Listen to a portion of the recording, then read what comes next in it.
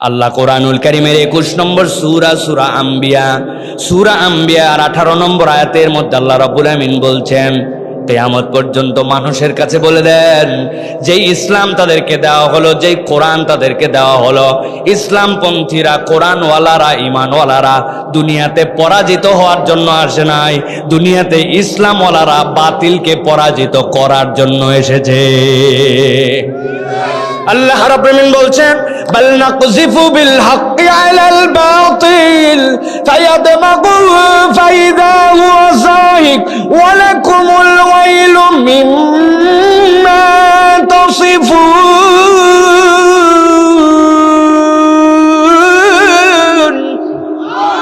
আল্লাহ রাব্বুল আমিন বলছেন, দুনিয়ার মানুষ ভালো করে বুঝে নাও, বাল নাকযিফু বিল হাক্কি আলাল বাতিল, তুমি যে কোরআন শোনার জন্য আসলে, আল্লাহ বলছেন ওইটা হচ্ছে হক। আল্লাহ বলছেন তুমি যে ধর্মকে গ্রহণ করেছো, ইসলাম হচ্ছে হক। আল্লাহ বলছেন তুমি যে পন্থাকে গ্রহণ করেছো, ঈমানের পাথেয়, ওইটা হচ্ছে হক। আল্লাহ বলছেন তার কাজ কি জানো নাকি? বাল নাকযিফু বিল হাক্কি আলাল বাতিল, এই হক বাতিলের উপরে আঘাত করবে। আল্লাহ বলছেন যেমন তেমন জায়গায় আঘাত করবে না, আল্লাহ বলছেন এমন জায়গায় আঘাত করবে, ফায়াদমাগুহু ফাইযা হুয়া যাহিক। আমি আল্লাহ গ্যারান্টার হলাম, এই কোরআন, এই ঈমান, এই ইসলামপন্থীরা বাতিলকে নিশ্চিহ্ন করে দিবে, আঘাতটা যদি করার মতো হয়। আল্লাহ বলছেন ফায়াদমাগুহু, আরবিতে দামগুন শব্দের অর্থ হচ্ছে ব্রেন। দামগুন শব্দের হচ্ছে এমন জায়গার পরিবর্তন যেটা হচ্ছে আপনার কোর জায়গা, যেই জায়গার পরিবর্তন না হলে আসলে কোনো প্রকৃত পরিবর্তন হয় না। আপনি দুনিয়ার বুকে তালাশ করে দেখেন, অনেক সুন্দর মানুষ, অনেক শিক্ষিত মানুষ, অনেক ব্রিলিয়ান্ট মানুষ, অনেক বড় শিক্ষিত, অনেক বড় ডিগ্রিধারী মানুষ, কিন্তু আপনি খোঁজ খবর নিয়ে দেখেন, দেশের টাকা যারা বিদেশে পাচার করে দিল, দেশের ব্যাংকগুলাকে যারা হাওয়া করে দিল, দেশের ব্রিজ কালভার্ট যারা খাইয়ে ফেললো, বিদেশের কষ্ট করে রেমিটেন্স আনা টাকা দিয়ে আবার বিদেশে পাঠায়া যারা নিজের বাড়ি ঘর বানালো, এক ব্রিজ বানানো 22 ব্রিজের টাকা দিয়ে যারা, এইগুলা একটাও অশিক্ষিত মানুষ নয়, এইগুলা সবগুলাই শিক্ষিত মানুষ ছিল, কিন্তু এদের একটা জায়গাতে কোরআন দিয়ে পরিবর্তন হয় নাই, সেইটা হচ্ছে এদের চরিত্রটা কোরআনওয়ালা ছিল না। ভয় পাচ্ছেন নাকি বলতে ভাই? ভালো করে বোঝেন, আমার কথা নয়, আল্লাহ রাব্বুল আমিন কি বলছেন গভীর মনোযোগে বোঝেন। আল্লাহ বলছেন ফায়াদমাগুহু ফাইদা হুয়া যাহিক, আল্লাহ বলছেন ততক্ষণ পর্যন্ত তোমার পরিবর্তন হবে না, যতক্ষণ পর্যন্ত তোমার নৈতিকতায়, তোমার আদর্শে, তোমার চেতনায়, তোমার চরিত্রে কোরআন দিয়ে তুমি তোমাকে না বদলাবা, ততক্ষণ পর্যন্ত সোনার বাংলার স্বপ্ন কিয়ামত পর্যন্ত বাস্তবায়ন হবে না। বাস্তবায়ন যদি করতে চাও তাহলে ওই মানুষের পরিবর্তনটা হতে হবে দেমাগের মধ্যে কোরআন দিয়া। কি দিয়া? আন্দাজে ঠিক বলেন না, আগে একটা উদাহরণ দেই, তারপরে বুঝবেন যে এই কথা ঠিক না ঠিক। আপনাদের এই মহল্লায়, এই এলাকায়, এই গ্রামের মধ্যে ক্রিকেট খেলা হয়, দুই দল ক্রিকেট খেলতেছে, একজন বল করছে, বল করা মাত্র 3 স্ট্যাম্প ঢাইকে নিয়ে একজন দাঁড়াইছে, যা হয়ে বোল্ড হওয়া যাবে না। দাঁড়ানোর পরে বল ব্যাট মিস করে ঠেঙ্গে লাগছে, লাগা মাত্র আম্পায়ারের কাছে আবেদন করছে, আউট দ্যাট। এলবিডব্লিউ বলছে স্ট্যাম্প দেখা যাচ্ছে না, আম্পায়ার আউট দেয় নাই, বলছে তুই একটা আম্পায়ার নাকি, ঠ্যাঙ্গের জোরে কিছু দেখা যায় না, কোন স্ট্যাম্পে লাগতো কোনো ঠিক নাই, কিন্তু লাগতো, কিন্তু তুই আউট দিলি না। ওই বললে আউট হয়নি, আম্পায়ারের কথাই শেষ কথা, আবার কথা বাড়াস কেন, এক কথা 2 কথা, গন্ডগোল আছে না নাই? গন্ডগোল বাড়তে বাড়তে একজন বেশি চেতাচেতি করছে, সাথে সাথে একজন স্ট্যাম্প তুলছে, তুলে 2 কথা 1 কথায় দিছে হ্যাক করে এক বাড়ি দেওয়ার সময় অত হিসাব করে দেয় নাই, কিন্তু লাগে গেছে জায়গা মতো বাম হাত, লাগা মাত্র গেছে হাত মট করে, সবাই ভেবাচাকা লেগে গেছে, এক দৌড়ে নিয়ে গেছে মান্দা হাসপাতাল। বলছে হবে না, নওগাঁ অথবা রাজশাহী চলে যাও। রাজশাহী যাওয়ার পরে হাসপাতালে ওইটা ব্যান্ডেজ করছে, ব্যান্ডেজ করার পরে গলার মধ্যে ঝুলাই বলছে আজকে যাওয়া যাবে না হাসপাতালে, আজকে রাত্রে থাকো, কেননা ঠিক মতো জোড়া লাগছে কিনা বোঝা যায় না, কালকে আর একটা এক্সরে করে তারপরে ফাইনাল দেখে বিদায় করা হবে, 1 দিনের জন্য ভর্তি। ওই ছেলে হাসপাতালে ভর্তি হয়েছে, বাম হাত গলার মধ্যে ঝুলানো, রাত্রেবেলায় এমন ব্যথা বাড়ছে, সাথে সাথে যেই ডাক্তার ছিল ইনচার্জ, সে একটা ইনজেকশন দিয়ে বলছে এখন উপায় নাই, ইমিডিয়েট ইনজেকশন দিয়ে ব্যথা কমানো লাগবে। গলার মধ্যে প্লাস্টারের হাত ঝুলানো, ব্যথায় কোঁকায়, ব্যথার ইনজেকশন দেওয়ার পরে আধা ঘন্টা পরে যেই না আরাম হয়েছে, সাথে সাথে হাসপাতালের বেডে শুয়ে আছে, ডান হাত মাথার নিচে নিয়ে ভাবতেছে আল্লাহ রে একবার খালি আমার হাত ভালো হোক আর গ্রামে ফেরত যাই। যেই বেটা আমার এক হাত ভাঙছে, আল্লাহ যদি বাঁচায় ওর দুই হাত ভাঙতে না পারলে আমি মরদি না। হাসপাতালে শুয়ে শুয়ে এরকম চিন্তা করা যাবে কি যাবে না? গন্ডগোল বাঁধছে, বাঁধার পরে ঠ্যাঙ্গের মধ্যে বাড়ি দিছে, দিয়ে ঠ্যাং ভেঙে ফেলছে। ঠ্যাং ভাঙ্গার পরে রাজশাহী মেডিকেল জব দিয়ে বলছে ঢাকা চলে যান পঙ্গু হাসপাতাল। পঙ্গু হাসপাতালে যাওয়ার পরে পায়ের মধ্যে কেবল ব্যান্ডেজই করে নাই, ব্যান্ডেজ করার পরে 10 ইঞ্চি একটা ইট ঝুলাই দিছে, দিয়ে টানা দিছে, দিয়ে বলছে 1 মাস থাকা লাগবে। ঠ্যাং যখন ঝুলতেছে, ব্যথায় কোঁকায়, ইনজেকশন একটা দেওয়ার পরে যখন একটু আরাম পাইছে, 2 হাত মাথার নিচে নিয়ে ভাবতেছে একবার খালি পারে না করে ফেরত যাই। বেটা অন্যায় করে আমার ঠ্যাং ভাঙছিস একটা, আল্লাহ যদি আমাকে বাঁচায় রাখে, যেটা আমার ঠ্যাং ভাঙছে আর পাশে যেটা ছিল তার পাশে যেটা ছিল, 3 জনের ঠ্যাং না ভাঙতে পারলে আমি মরদি না। বুঝে থাকলে বলেন, একটু বুঝে থাকলে বলেন, হাসপাতালের বেডে শুয়ে শুয়ে ভাঙ্গা ঠ্যাং নিয়ে কার ঠ্যাং ভাঙবে এরকম চিন্তা করা সম্ভব কি সম্ভব নয়? সম্ভব। কিন্তু গন্ডগোল লেগে গেছে। গন্ডগোল লাগার পরে হাতও একটা ভাঙছে, পাও একটা ভাঙছে, কিন্তু স্ট্যাম্প দিয়ে মাথার পিছনে একটা বাড়ি মারছিল ব্রেন বরাবর। এরপরের থেকে হুঁশ নাই, কোমার মধ্যে চলে গেছে, অজ্ঞান হয়ে গেছে। ওই ছেলের হাত প্লাস্টার করা, পা প্লাস্টার করা, কিন্তু হুঁশ নাই। কবে যে হুঁশ ফিরবে তাও জানা যাচ্ছে না, ব্রেনের মধ্যে ব্লিডিং হয়ে গেছে। আপনারা মন্দার মানুষ, বুদ্ধিমান মানুষ, বুঝে থাকলে এখন একটু চিন্তা করে দেখেন তো, হাত ভাঙা, পা ভাঙা, প্লাস্টারও করা, শুয়েও আছে হাসপাতালে, কিন্তু ওর যদি হুঁশ না থাকে, জ্ঞান না থাকে, ব্রেন যদি না থাকে, তাহলে ওই লোকের দ্বারা কার হাত ভাঙবে আর কার পা ভাঙবে এটা চিন্তাও করা কি সম্ভব? আমার আল্লাহ রাব্বুল বলছেন, বুঝানোর জন্য বললাম, তুমি যে জায়গায় মলম লাগাচ্ছ ওটা জায়গা ঠিক হয় নাই। তুমি পড়ে গেছিলে গাছের থেকে, ডাক্তার তোমার ওষুধ দিয়ে বলছে যেখানে আঘাত পাইছেন ওখানে লাগাবেন। 3 দিন পরে ডাক্তারের কাছে যাই বলছে পা ফুলে ঢোল হয়ে গেছে। আপনি যে বলছেন যেখানে মলম আঘাত পাইছে ওখানে লাগাতে, আমি অনেক কষ্ট করে ভ্যান ভাড়া করে যায় লাগাচ্ছি। ভ্যান ভাড়া করবেন কেন? আপনার না পা ভাঙছে? বলছে আমি আমের গাছের তে পড়েছিলাম, আপনি বলছেন যেখানে ব্যথা পাইছে ওখানে লাগাতে, ওই শিকড়ে মলম লাগাইছি। প্রিয় ভাইয়েরা, আল্লাহ এই জন্য বলছেন পরিবর্তনের জায়গা কোনটা লাগবে জানো নাকি? বাল নাকযিফু বিল হাক্কি আলাল বাতিল ফায়াদমাগু। আল্লাহ বলছেন তোমার চেতনায়, তোমার আচরণে, তোমার আখলাকে, তোমার নৈতিকতায় পরিবর্তন লাগবে। আল্লাহ বলছেন কোরআনের কাজই হচ্ছে এইটা। একবার যদি এইটা প্রতিষ্ঠিত হয়ে যায়, আল্লাহ বলছেন, আল্লাহ গ্যারান্টার বলেন, আল্লাহ রাব্বুল আলামিন বাতিলকে নিশ্চিহ্ন বানায়া দিবেন। সুবহানাল্লাহ। আল্লাহ রাব্বুল আলামিন এরপরে বলছেন, ওয়ালাকুমুল ওয়াইলু মিম্মা তাসিফুন। এই দুনিয়ার মানুষ, আল্লাহর ব্যাপারে হুঁশ করে কথা বলো। এই দুনিয়ায় এমন লোক আপনি খুঁজে পাবেন আল্লাহর বিধান নিয়ে উল্টা পাল্টা কথা বলে, আছে না নাই?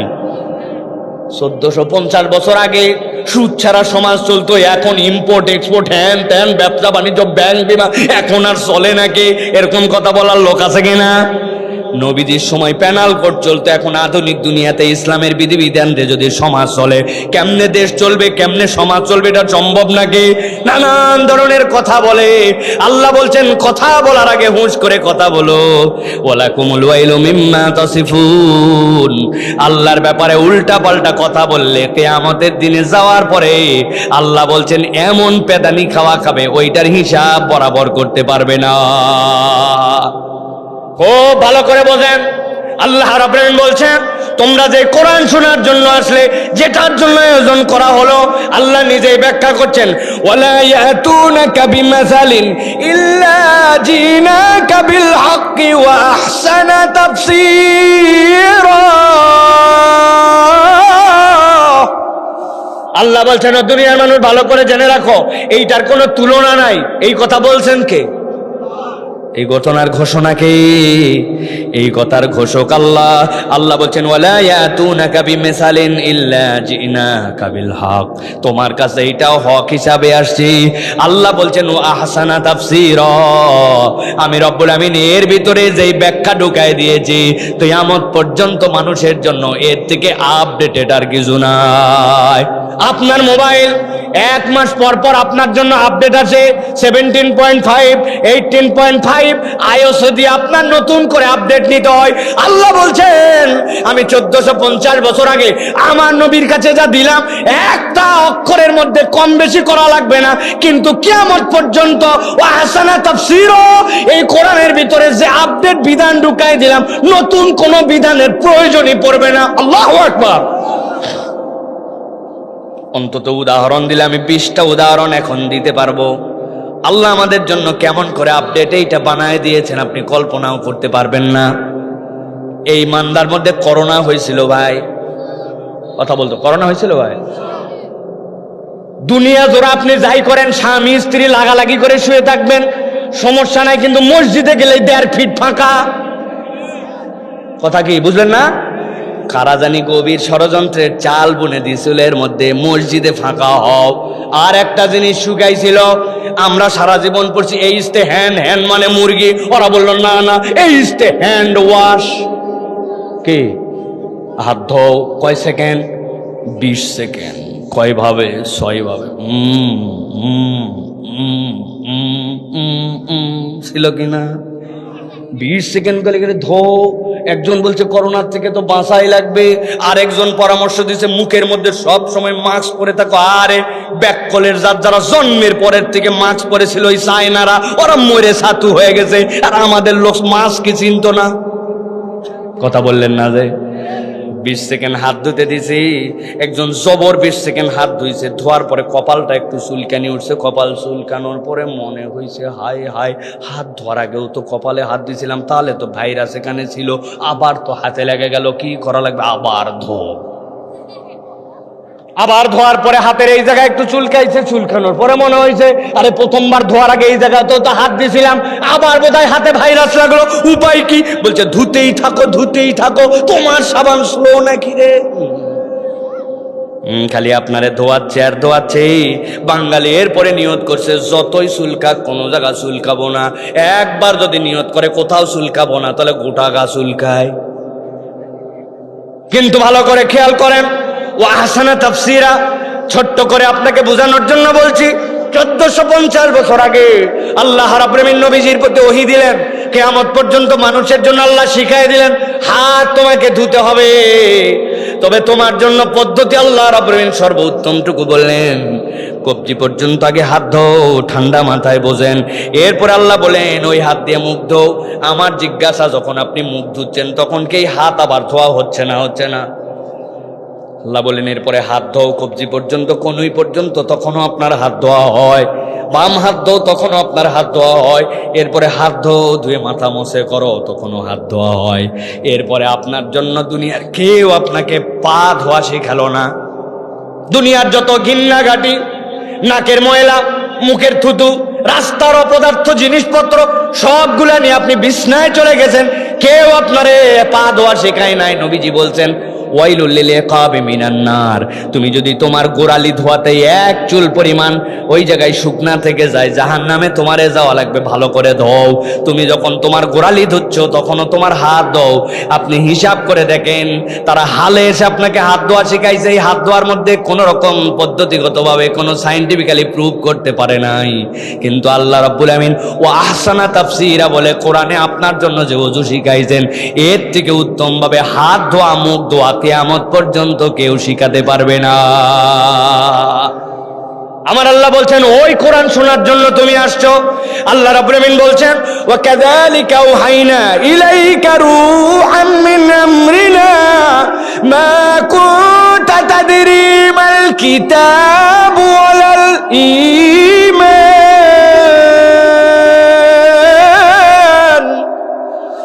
আল্লাহ বলছেন ও আমার হাবিব 17 থেকে 25, 25 থেকে 40 আলোচনা দীর্ঘ হবে, যা শুধু হিংস দিয়ে যাচ্ছি। আল্লাহ নবী সাল্লাল্লাহু আলাইহি ওয়াসাল্লাম 23 বছর পর্যন্ত ভাবছেন, 23 বছর নবুয়তের জীবন কাটাইছেন। নবুয়তের জীবন কয় বছর? আর 17 বছর থেকে 40 বছর পর্যন্ত 23 বছর ভাবছেন, হিলফুল বুজুল করছেন, ব্যর্থ হয়ে গেছেন, এরপরে গাড়ে হেরায় চলে গেছেন। 23 বছরের পিরিয়ড, এর আগের জীবন আল্লাহ রাব্বুল আমিন উল্লেখ সেভাবে করেন নাই, কিন্তু এই 23 বছরের ভাবনাই ছিল এই কওমকে জাহালত থেকে মুক্ত করব কেমনে, মূর্তি পূজা থেকে দূরে সরাবো কেমনে, এতিমের হক আদায় করবো কেমনে, নারীদেরকে ইজ্জত দেয় না ইজ্জত ফিরাবো কেমনে, যুদ্ধবাজারা ছোটখাটো বিষয়ে যুদ্ধ করে কেমনে তাদেরকে বাঁচানো যায়। আল্লাহ নবী 23 বছরের সমাধান পান নাই। 23 বছরের পরে আল্লাহ নবীর কাছে ওহী আসছে। আল্লাহ বলছেন, মা কুনতা তাদরি মাল কিতাব ওয়াল ঈমান, আপনি প্রপারলি ঈমান কাকে বলে, কিতাব কাকে বলে এর বিষয়ে আপনার ধারণা ছিল না। আমি আল্লাহ আপনাকে বিশ্বস্ত ফেরেশতা দিয়ে ওহী করে আপনার কাছে আপনাকে পয়গম্বরশিপ দিলাম। আর আপনাকে যেইটা দিলাম, যদিও বলতেছি কিতাব, ওয়ালাকিন জাআলনাহু নূরা, আল্লাহ বলছেন আমি আপনার জন্য এমন আলো দিয়ে দিলাম। 23 বছরের জীবনের ভাবনাকে বাকি 23 বছরে আল্লাহ নবী এমন ভাবে পরিবর্তন করলেন, কিয়ামত পর্যন্ত এর থেকে উত্তম যুগ আর আসবে না। সুবহানাল্লাহ। ওই পরিবর্তন কি দিয়ে হয়েছে? আল্লাহ নবী সাল্লাল্লাহু আলাইহি সাল্লাম কোরআনের ইমপ্লিমেন্টেশন দিয়ে করাই দিয়েছেন। আমরা যেমন তেমন কিতাব শুনতে আসি নাই, এই বসা যেমন তেমন বসা নয়, অন্য আর 10টা বসার মতো বসা নয়। এই মজলিসের আলাদা মর্যাদা আছে, এটার আলাদা ভ্যালু আছে, এটার আলাদা আল্লাহ রাব্বুল আলামিনের কাছে দাম আছে। আমরা এই জন্যই বলি, মানুষকে ক্লান্ত করার পরে আমাদেরকে ওয়াজ করতে দিয়েন না। একটা মানুষ সন্ধ্যা থেকে চুনে চুনে বিরক্ত হয়ে তারপরে দিচ্ছেন 11টায়, ওই মানুষ কেমনে শুনবে? ওর ঘাম বেরোতে বেরোতে এখন স্যালাইন খাওয়ার জোগাড়, এখন আপনি দিচ্ছেন তারে ওয়াজ শোনানোর জন্য। রুচি থাকা লাগবে না? 9টায় দিবেন, 10:30টায় ওয়াজ শেষ হবে, 1.5 ঘন্টায় মানুষ এনার্জি নিয়ে শুনে চলে যাবে, ঠিক কিনা? এই জন্য এই মজলিসের দাম আছে। তারপরেও যেহেতু আমরা আসছি, তাহলে আমরা কোরআন থেকে কিছু কথা শুনতে চাই। রাজি আছেন ইনশাআল্লাহ? আবার ভুল বুঝেন না যে ওয়াজ শুরু হয়ে গেছে, ওয়াজ এখনো শুরু হয় নাই, কেবল হালকা করে একটু আয়েল দিলাম যাতে করে ওয়াজটার ভিতরে থাকে। শুনতে রাজি আছেন ইনশাআল্লাহ? আচ্ছা, আমরা যদি এই দুই পাশের কাপড় উঠায় দেই, এই পাশে কি মহিলা আছে নাকি? এই পাশে মহিলা, এই পাশে মহিলা তো নাই, তো এই পাশের কাপড় যদি উঠাই দেয় একটু বাতাস পাস করতো কিনা, নাকি আরাম হবে একটু ভাই? তাহলে ডেকোরেটরের লোকদেরকে বলবো, ওরা বেঁধে দিবে, চটপট করে কাপড়গুলো বেঁধে দিবে, একটু তুলে দিবে একটু, হ্যাঁ, এই পাশে, যাতে করে আমরা একটু আরামের সাথে বসতে পারি ইনশাআল্লাহ। তাহলে আমরা কোরআনুল কারীম থেকে কিছু কথা শুনতে চাই। রাজি আছেন আপনারা ইনশাআল্লাহ? বাবা মুরব্বীরা আপনাদেরকে ছুটি দিয়ে দেওয়া হলো, আপনার বাড়ির যান, আজকে মুরব্বীদের ওয়াজ হবে না, আজকে যা ওয়াজ হবে ইনশাআল্লাহ আমার ইয়াং তরুণ যারা আছে তাদের জন্য কিছু কথা হবে ইনশাআল্লাহ। রাজি আছেন তো ইনশাআল্লাহ? যাদের 40-এর উপর বয়স, আপনাদের ছুটি, আপনার বাড়ির যান, আপনাদের ওয়াজ হবে না বাবা। তবে যাইয়া মনে হয় লাভ হবে না। আমার চাচা বলছে, যা পুরুষ তার 4 গুণ মহিলা, উনারা পরে কিন্তু বাড়ির চাবি দিয়ে আছে, আপনাকে যাই খলাত বসে থাকা লাগবে, তার থেকে ভালো এখানে বসে থাকেন, ঠিক কিনা? রাজি আছেন তাহলে শোনার জন্য? কারা কারা আছেন দেখি দুটো হাত একটু উঁচু করেন। রাজি আছেন সকলে? হাত শক্ত করেন, সোজা সোজা, টান টান করে দুটো হাত তুলতে হবে, পারবেন ইনশাআল্লাহ? হাত নামান, নামায় আবার একসাথে হাত তুলবেন, একসাথে বলা মাত্র শার্ট করে সোজা হাত তোলেন। তুলছেন সবাই? এবার একটু ডানে বামে তাকায় দেখেন কারা কারা হাত সোজা করতে পারে নাই। ডানে তাকান, সবাই ডানে তাকান, এবার বামে তাকান, একবার বামে তাকাইছেন, এবার হাত সোজা করেন, সোজা করছেন, এবার নড়াচড়া দেন, একটু জোরে জোরে নড়াচড়া দেন, জোরে জোরে, হ্যাঁ। এবার আবার হাতটা সোজা করেন বাবা, সোজা সোজা সোজা করেন, সোজা করে এবার পা পরিবর্তন করেন, যেই পায়ে বসে আছেন উল্টা পায়ে ভর দেন, পা চেঞ্জ করে বসেন, হাত নামান যাবে না, হ্যাঁ, পা চেঞ্জ করেন। দেখে এই মুরব্বী পারছে, মাশাআল্লাহ, সোজা হয়েছে। এবার গলাটা পরিষ্কার দেন। এই পেছনে যারা আছেন আপনারা আমাদের সাথে না, টুলে বসে আছেন, হাত তুলতেছেন না কেন? মুরব্বীদের মাপ, ইয়াংদের কোনো মাপ নাই, হাত সোজা করেন। এই আনসার চাচা না গ্রাম পুলিশ, আপনি ওই জায়গায় বসছেন কেন? আপনার ডিউটি না এদিকে? ফাঁকি দিচ্ছেন আপনি, চেয়ারম্যানে বলবো দাঁড়ান। হ্যাঁ, হাত সোজা করেন, করছেন সব, গলা পরিষ্কার দেন। লুঙ্গি আলা ভাই, ব্লু কালারের লুঙ্গি, পকেটে মোবাইল, হাত সোজা হয়েছে সবগুলা, গলা পরিষ্কার করেন ভালো করে, সোজা হয়েছে, হাত সোজা হয়েছে, হ্যাঁ, টান করছেন এরকম। এবার বুক বরাবর নেন, এই বরাবর নিছেন সবাই। এবার আমরা আকাশ বাতাস মুখরিত করে একটা তাকবীর দিতে চাই, পারবেন ইনশাআল্লাহ? মানদার লোকের একটা অভ্যাস আছে, এরা জোরে কথা বলে না, ঠিক কিনা? হাজার পাম্পট্টি দেন, উনি জোরে তকবির দিবে না। এরকম লোকজন আছে, আমি চিনি এই এলাকার লোকের মধ্যে। আলসা, আজকে আলসামি করা যাবে না।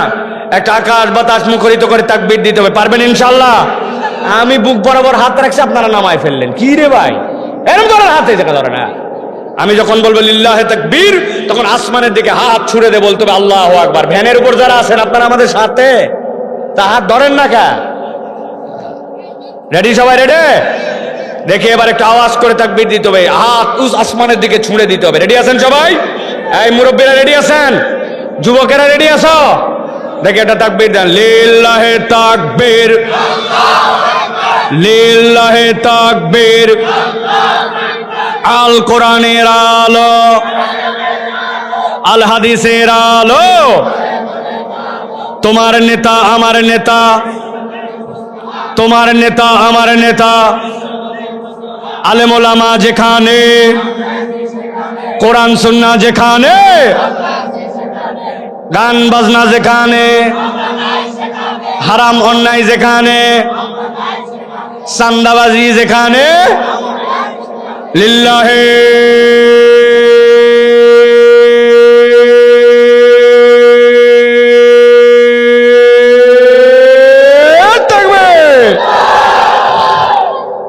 আলহামদুলিল্লাহ। কারা কারা ফাঁকি দিয়েছেন হাত উঁচু করেন। আহা, আল্লাহ রাব্বুল আমিন আমাদেরকে কবুল করেন, বলে আল্লাহুম্মা আমিন। প্রিয় ভাইরা, আর কথা নয়, অনেক রাত হয়ে গেছে। আমরা চলেন সরাসরি কোরআনুল কারীমের মধ্যে প্রবেশ করব। বিরক্ত হচ্ছেন আপনারা? আমরা কোরআনের কারীমের মধ্যে প্রবেশ করব, বিতাড়িত শয়তান থেকে আশ্রয় প্রার্থনা করে সমস্বরে আমরা কোরআনে প্রবেশ করব। একটা জবান বন্ধ রাখবেন না। মা বোনরা যারা আসছেন, মনোযোগের সাথে কোরআনুল কারীমের মধ্যে প্রবেশ করেন, মৃদু কণ্ঠে কিন্তু মুখের উচ্চারণে সকলে আমার সাথে পড়েন। আউযু বিল্লাহি মিনাশ শাইতানির রাজীম। বিসমিল্লাহির রাহমানির রাহিম। ولو ترى إذ وقفوا على النار فقالوا يا ليتنا نرد ولا نكذب بآيات ربنا ونكون من المؤمنين। صدق الله العظيم। প্রিয় ভাইরা, ছোট্ট ছোট্ট জানা প্রশ্ন আপনাদের, কিন্তু আমি 3টা প্রশ্ন আপনাদের কাছে করব। এই ছোট্ট 3টা প্রশ্ন এবং তার উত্তরগুলো আপনারাও জানেন, আমিও জানি, কিন্তু সেই 3টা প্রশ্নের উত্তরের আলোকে আমরা ইনশাআল্লাহ আমাদের আজকের আলোচনা যেন বুঝতে সহজ হয়, সেইভাবে আমরা কোরআনুল কারীমের মধ্যে প্রবেশ করব। প্রশ্ন 1 আমরা সকলেই জানি, তারপরেও আশা করব আপনাদের কাছ থেকে যে আপনারা প্রাণবন্তভাবে উত্তর দিবেন। 1 নম্বর প্রশ্ন হচ্ছে, যেই দুনিয়ায় আমরা আছি, এই দুনিয়ায় আমাদের জন্য শেষ। এই দুনিয়ার পরে আর কোনো দুনিয়া নাই। আল্লাহর সামনে আমাদেরকে কোনোদিন দাঁড়াতে হবে না। আমরা কি এইটা বিশ্বাস করি, নাকি আল্লাহর সামনে আমাদেরকে দাঁড়াতে হবে এইটা বিশ্বাস করি? আমি জানি আমরা সকলে এই বিশ্বাস করি। 2য় প্রশ্ন হচ্ছে, আল্লাহর সামনে যেদিন আমরা দাঁড়াবো, নিরেট কেবল দাঁড়ায়েই যাব এরকম হবে, নাকি আল্লাহ রাব্বুল আমিন আহকামুল হাকিমিন হিসাবে, আদেল রব হিসাবে পারফেক্ট বিচার করে আল্লাহ যার যার প্রাপ্য একদম সূক্ষ্মভাবে বুঝাই দিয়ে আলটিমেট ডেস্টিনেশন জান্নাত অথবা জাহান্নামে আল্লাহ রাব্বুল আমিন আমাদেরকে ঢুকাবেন। ওইখানে যাওয়ার পরেও একটা প্রাপ্তি আমাদের জন্য আছে। এইটাকে আমরা বিশ্বাস করি না করি না? করি। আলহামদুলিল্লাহ। এই 2 বিশ্বাসের সাথে সাথে আজকে আমরা কোরআনুল কারীমের মধ্যে যেই আলোচনার পর্বে প্রবেশ করব, সেটি হচ্ছে কিয়ামতের দিনে আল্লাহর সামনে আমাদেরকে দাঁড়াতে হবে, উঠতে হবে, আল্লাহর সামনে বিচার ফায়সালা হবে। কিন্তু আল্লাহ বলছেন দুনিয়ার সব মানুষ মরার পরে আল্লাহর সামনে উঠবে, একভাবে আল্লাহর সামনে উঠবে না। প্রত্যেক আসামির উঠার বিভিন্ন ক্রাইটেরিয়া, ধরন এবং তাদের মুখের বর্ণনা থাকবে। আল্লাহ বলছেন এই ধরনের আসামির তালিকায় 9 ধরনের মানুষ ভিন্ন ভিন্ন ভাবে আল্লাহ রাব্বুল আলামিনের কাছে কিছু কিছু বিষয়ের বর্ণনা করবে এবং তারা তাদের দুনিয়ার কৃত কর্মের জন্য আফসোস করবে। আজকে আমরা সংক্ষিপ্ত সময়ে কিয়ামতের ময়দানে 3 শ্রেণীর মানুষের কথা আলোচনা করব, যারা আল্লাহর সামনে ওই দিন উঠবে আর তাদের অপরাধের কথা তাদের মুখ দিয়েই বলবে। জিজ্ঞাসা করতে চাই, কিয়ামত কি হয়ে গেছে? বলেন না ভাই, একটু হয়ে গেছে? আল্লাহকে ওই দিন এই মানুষজনকে আলাদা করে দিছেন, কিন্তু আল্লাহ কেন কোরআনে এটা জানাচ্ছেন? আল্লাহ জানাচ্ছেন একটা তার বান্দাও যেন ওই দিন অপরাধীর তালিকায় যুক্ত না হয়। এই জন্য প্রশ্ন ফাঁস করে দিলাম, বি প্রিপেয়ার্ড, তুমি প্রস্তুত হও, এরপর আল্লাহ রাব্বুল আলামিনের কাছে আসো। সুতরাং আজকে আমাদের শপথ হবে, যদি আমাদের ভুল হয়, লাইনচ্যুত হই, তাহলে আমরা পরিবর্তন হয়ে যাব, আর ঠিক রাস্তায় থাকলে আরো হার্ডকোর সেই রাস্তায় চলার জন্য চেষ্টা করব। তাহলে সংক্ষিপ্তভাবে আওয়াজ দিয়ে উত্তর দেন। আজকে আলোচনা হবে কিয়ামতে উত্থিতের কয় তালিকার? 3 তালিকার। কয় তালিকা? একসাথে বলতে হবে সকলকে একবার, দয়া করে মেহেরবানি করে। কয় তালিকা? হাতগুলা নিচে নামাবেন, ডান হাত আওয়াজ দিয়ে হাতে উঠায় আপনারা দেখাই দিবেন। আমি জিজ্ঞাসা করব কয় তালিকা, আপনি হাত দিয়ে বলবেন 3 তালিকা। একসাথে তুলতে হবে মা বোনেরা, বলেন তো কয় তালিকা? সব হাত ওঠে নাই, আরেকবার সুযোগ দেয়, হাত নামান, একসাথে বলেন কয় তালিকা? মাশাআল্লাহ। অনেকেই চিন্তা করছে সাইফুল্লাহ ভাই এত হাত তোলা লাগবে, কারণ আছে। এই মাহফিল 16তম, গত বছর ওয়াজ হয়েছে, হয়নি? আমি যদি আপনাদেরকে ধরি, গত বছর মাহফিলে কে আসছিল এবং যে বক্তা আসছিল উনি কোন সাবজেক্টে কথা বলে গেছিলেন, 10টা মানুষ দাঁড়ায়া ওই তালিকার ওই সাবজেক্ট বলেন, বলছে হুরু মাতা, এগুলো ওয়াজ তো সব আমরা মাঠে রেখে গেছি, ঠিক না ভাই?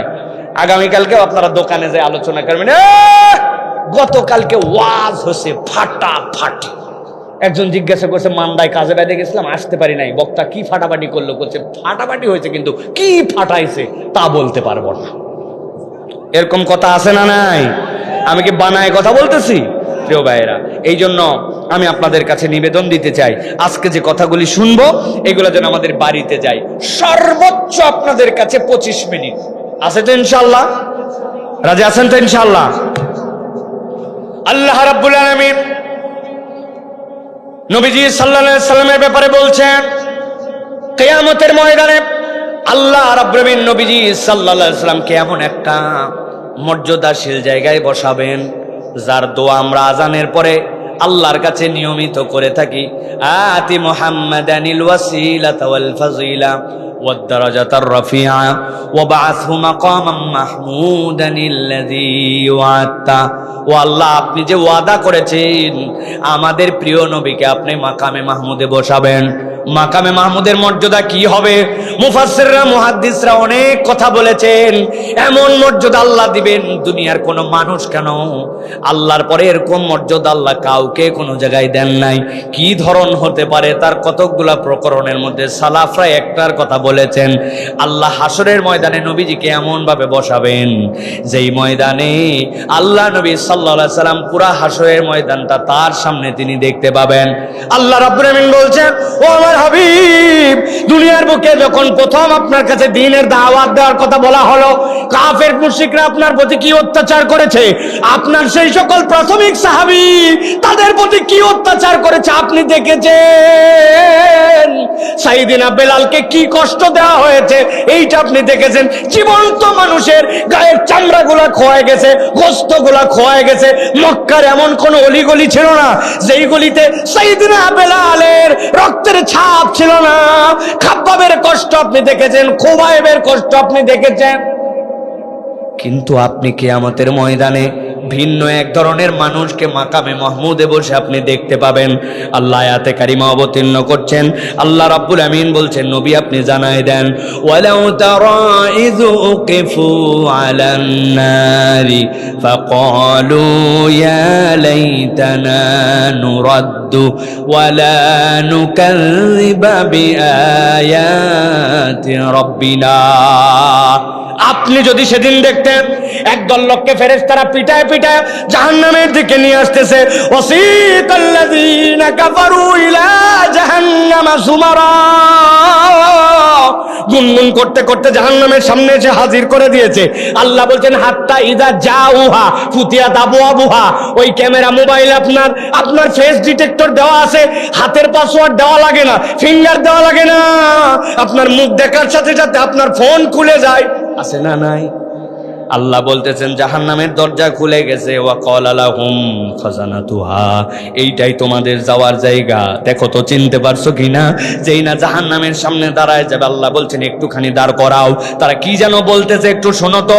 আল্লাহ বলছেন সবাই মিলে এবার বলতে শুরু করেছে, ফাকালু ইয়া লাইতানা, আজকে আমাদের জন্য বড় আফসোস। কেন তোমাদের আফসোস? সাথে সাথে তারা চিৎকার দিয়ে বলতে শুরু করবে, নুরাদ্দু, একবার যদি আমাদেরকে দুনিয়ায় ফেরত পাঠানো হতো। এই বেককলের দল, দুনিয়ার থেকেই তো আসছিস তো, আবার কেন দুনিয়ায় যেতে চাস? চিৎকার করে বলতে শুরু করবে, এমনি এমনি দুনিয়ায় যেতে চাই না। কেন যেতে চাই? ওয়ালা নুকাযযিবা বিআয়াতি রাব্বিনা, একবার যদি দুনিয়ায় ফেরত যেতে এবার সুযোগ পাই, আমরা আল্লাহর আর কোনো একটা আয়াত অস্বীকার করব না। ওয়া নাকুনা মিনাল মুমিনিন, এইবার দুনিয়ায় গেলে আমরা পূর্ণ ঈমানদার হয়ে ফেরত আসব।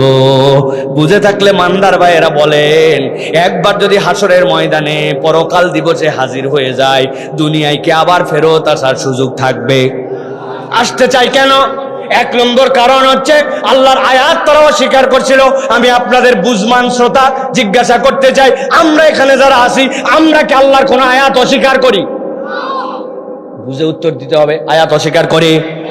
বলছি তো না, কিন্তু একটু হিসাব বরাবর করা লাগবে। অনেক উদাহরণ আছে, শুধু দুইটা উদাহরণ আপনাদের জন্য দেই। আপনাদের এলাকায় জুম্মার দিনে আজান হয়তো হয়। আল্লাহ কোরআনুল কারীমের মধ্যে বলেছেন, ইযা নুদিয়া লিস-সালাতি মিন ইয়াউমিল জুমআ ফাসাউ ইলা যিকরিল্লাহ ওয়া যারুল বাই'।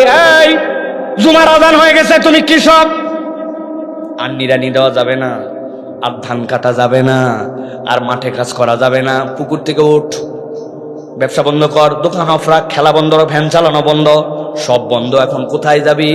আল্লাহ বলছেন ফাসাউ ইলা যিকরিল্লাহ, দৌড় দিয়ে আল্লাহর জিকিরের দিকে যাও। নামাজ না, নামাজ পরে আসা, আগে জিকিরের জন্য যাও।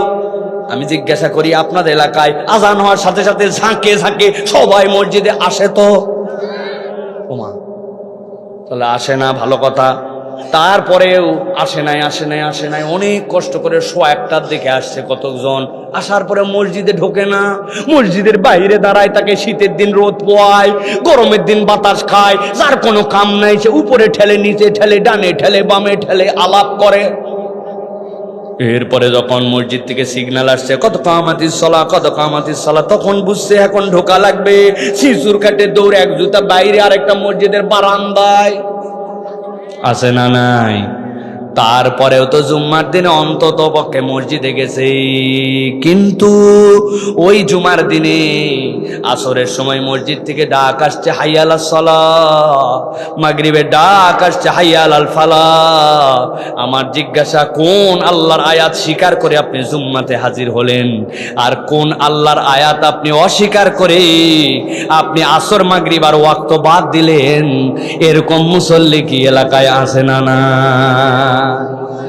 একটু আগে আপনি বললেন আল্লাহর আয়াত অস্বীকার করি না, তাহলে আপনি আবার এখন বলতেছেন আছে। তাহলে আপনি আল্লাহর আয়াতের বুঝ আপনার মাথার মধ্যে নেন নাই। মন যদ্দূর টানে তদ্দূর পালন করি, মন যেখানে চাই না সেখানে পালন করি না, এরকম ধান্দাবাজ মুসলমান আছে না নাই? নামাজ পড়তে রাজি আছি, হজও করতে রাজি আছি, যাকাত টাকাত দিতে রাজি আছি, কিন্তু উনাকে যদি বলা হয় আল্লাহ তো প্যানাল কোডও দিছে, আল্লাহ রব্বুল আমিন চোরেরও বিধান দিছে, আল্লাহ অর্থনীতিও দিছে, আল্লাহ ইউনিয়ন পরিষদ থেকে সংসদ পর্যন্ত চালানোর পদ্ধতিও তো দিছে। আপনি তো রাজনৈতিক বক্তা না, কিন্তু দেখতেছি আপনি কলা কৌশলে রাজনৈতিক কথা বলতেছেন। আছে না নাই? আপনি যদি এই কথা বলেন তাহলে আপনার সাথে হিসাব বরাবর করা লাগবে। আমরা সকলেই সাক্ষ্য দিয়েছি আমানতু বিল্লাহি ওয়া মালাইকাতিহি ওয়া কুতুবিহি ওয়া রুসুলিহি। পারেন তো এটা? যদি পারেন তাহলে আমি বলার পরে কিন্তু আপনাকে বলা লাগবে, একটা মুখ বন্ধ রাখা যাবে না। আমানতু বিল্লাহি, এটা না, এরপর একটা বলেন আমানতু বিল্লাহি, তারপরে থাক, এই পর্যন্তই থাক, আর বেশি গেলাম না। মানে কি? আমি সাক্ষ্য দিচ্ছি যে আল্লাহ এক, তাই তো নাকি? আন্দাজি হ করেন না, আন্দাজি। আশহাদু আল্লা ইলাহা ইল্লাল্লাহ মানে আমি সাক্ষ্য দিচ্ছি আল্লাহ রাব্বুল আলামিন ছাড়া কোনো ইলাহ নাই। আমানতু বিল্লাহ মানে আমি সাক্ষ্য দিচ্ছি না, আমানতু বিল্লাহ মানে আমি মেনে নিচ্ছি। কোন বক্তব্য না আমি মেনে নিলাম। আল্লাহ রাব্বুল আলামিনের প্রতি ঈমান এনে ফেললাম, ও মালাইকাতিহি, দেখতে পাই না ফেরেশতা, তার প্রতি ঈমান রাখলাম, ঠিক কিনা? এরপরে কি বলছি? ওয়া কুতুবিহি, আল্লাহ তুমি যে কিতাব অবতীর্ণ করছে, যত কিতাব ওর ভিতরে যা কিছু আছে সব কিছুর প্রতি ঈমান আনলাম, ঠিক কিনা? এখন আপনি যে ঈমান আনলেন পুরা কিতাবের উপরে, কিন্তু আপনি আপনার ইচ্ছা মতো ঈমান মানলেন আর ইচ্ছা মতো মানলেন না। নামাজের জুম্মারটা পালন করলেন, ওয়াক্ত নিলেন না। মরা বাড়িতে যাওয়ার সময় পর্দা নিলেন, বিয়ে বাড়িতে যাওয়ার সময় পর্দা নিলেন না। কি ব্যাপার? ইমাম সাহেবের পিছনে লোকমা দেওয়াকে মানে নিলেন, কিন্তু রাষ্ট্র যদি উল্টাপাল্টা চলে তার পিছনে লোকমা দেওয়াকে, আল্লাহর আইন যেন সেখানে যায় তার পক্ষে আপনি গেলেন না। আমার ইচ্ছা, ঠিক কিনা? তবে ঝামেলা নাই, এরকম আপনি চাইলে করতে পারেন, কোনো ব্যাপার নাই। তবে তার জন্য একটা ছোট্ট বুদ্ধি করা লাগবে। যদি আপনারা রাজি থাকেন, আমি বহু গবেষণা করে একটা বুদ্ধি বার করছি, বাঁচার বুদ্ধিটা বলে দিতে চাই। রাজি আছেন আপনারা? ফিরি না, যাওয়ার সময় অন্তত প্রত্যেককে 20 থেকে 30 টাকা করে আমার দেওয়া লাগবে। আন্দাজে ইনশাল্লাহ বলেন না, পরে বলবেন খুচরা নাই। ওইগুলা হবে না, কিন্তু আগে ঈমান পাকা করেন। 20-30 টাকা বুদ্ধি পছন্দ হলে দেওয়া লাগবে। রাজি? দেখেন তো, এখন থেকে আমরা আল্লাহর কাছে আগেই বলে যাব, ওই দিন যায় যেন আটকায় না যায়।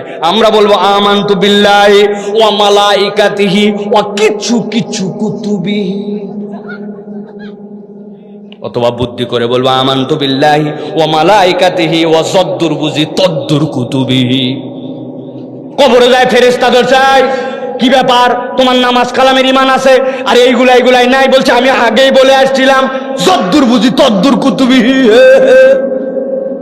বলেন তো, এই কৌশল করে কি কিয়ামতের দিনে বাঁচা যাবে? এই বুদ্ধি দিয়ে কি বক্তাকে 20-30 টাকা দেওয়া যাবে? আমার আল্লাহ রাব্বুল আলামিন বলছেন, তারা একসাথে সমস্যারে চিৎকার করে উঠবে, রব্বানা বসরনা ওয়া সামি'না ফারজি'না না'মাল সালিহান ইন্না মুকিনুন।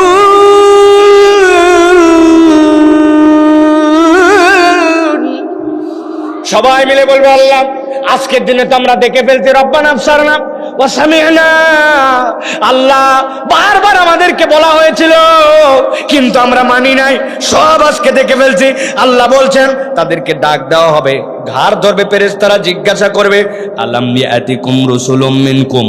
1 নম্বর জিজ্ঞাসা, বল তোদের কাছে কি রসুল এবং তার পক্ষ থেকে বার্তাবাহক আসছিল কিনা? পারে না করে তোর জন্য কোরআন থেকে এই কথা জানানো হয়েছিল কিনা?